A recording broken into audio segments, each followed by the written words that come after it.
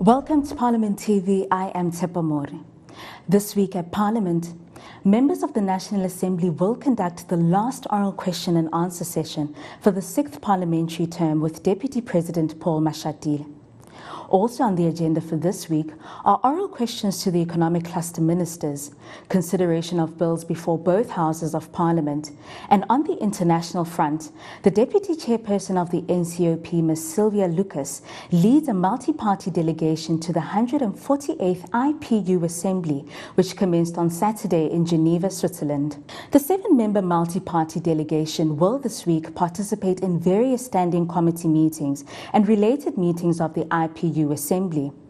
As leader of the delegation, Ms. Sylvia Lucas will participate in the Assembly's general debate on the theme Parliamentary Diplomacy, Building Bridges for Peace and Understanding. The delegation will also participate in the following committees and sessions. Peace and International Security Committee to discuss a resolution titled Addressing the Social and Humanitarian Impact of Autonomous Weapon Systems and Artificial Intelligence. The United Nations Affairs session will examine the new UN Youth Office to ensure youth engagement, and the Sustainable Development Committee on Partnerships for Climate Action, promoting access to affordable, green energy and ensuring innovation, responsibility and equity.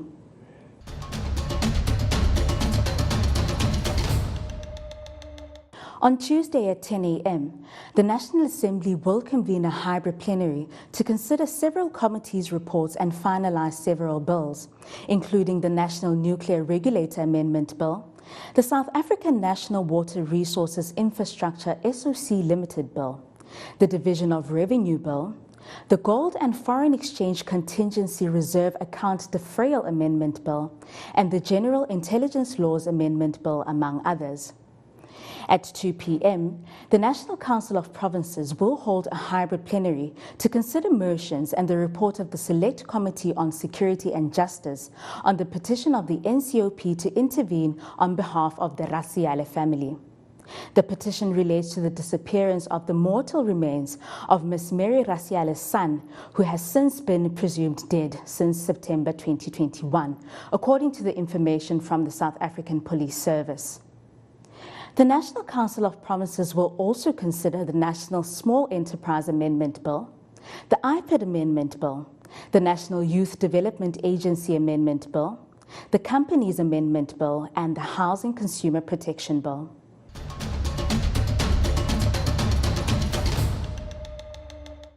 On Wednesday at 3 p.m., the Economics Cluster 5 ministers will appear before the National Assembly.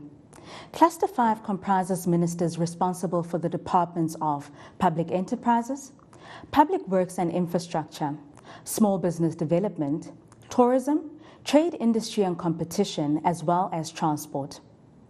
The sitting will also consider the report of the Standing Committee on Finance on the Pension Funds Amendment Bill. These oral questions and answer sessions are one of the mechanisms Parliament uses to hold the executive accountable.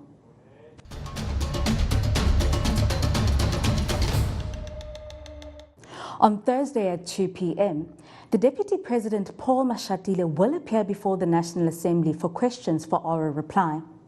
This will be the last oral question and answer session for the 6th parliamentary term. Oral question sessions are one of the mechanisms Parliament uses to hold the executive accountable.